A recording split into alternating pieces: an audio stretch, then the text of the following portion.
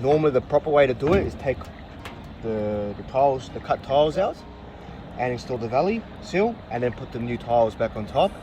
But in this case, for homeowners and do-it-yourself people, I'm just going to show you a fast and simple and quick way to do it. You don't even need knee pads, but I recommend using knee pads because you'll bust your knees trying to put these things in. You can use a flathead screwdriver, but I'm just going to use a trowel today just to show you how easy it is to be done. Alright, so this is the valley seal. This comes in 2-meter lengths. It's 50mm gauge. So let's show you how simple it is.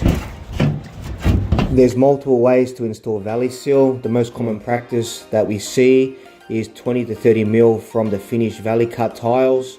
I personally prefer to push the valley seal right up against the return lip. The reason why I do this is because in my eyes it's a lot more aesthetically pleasing, and when we perform the water test with a hose, we notice a lot less backlogging and overflowing within the roof cavity when it's right up against the return lip.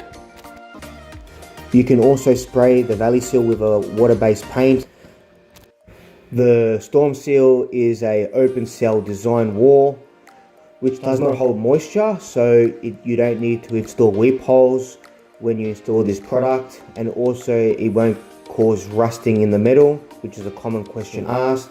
Because the bitumen doesn't hold any water, it won't rust the metal from behind the valley. It has also been fire tested and does comply with all relevant Australian standards, which is a good product to use, especially nowadays. Also, another good thing about this product, when it does get hot, the bitumen adhesion glue or whatever's in the product does cause it to become very sticky, which helps lock the cut valley tiles in place, which helps the tiles not move during heavy wind and environmental loads. Kind of mimics a mechanical fastener, which is a very good thing to have.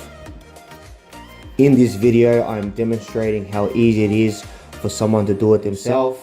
Just a typical homeowner, someone that has no trade skills. It is very simple to do. In this video, I'm just using a gauging trowel just by lifting the tiles and placing them underneath.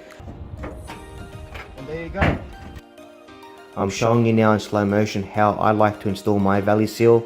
I like it right up against the return lip, nice and flush.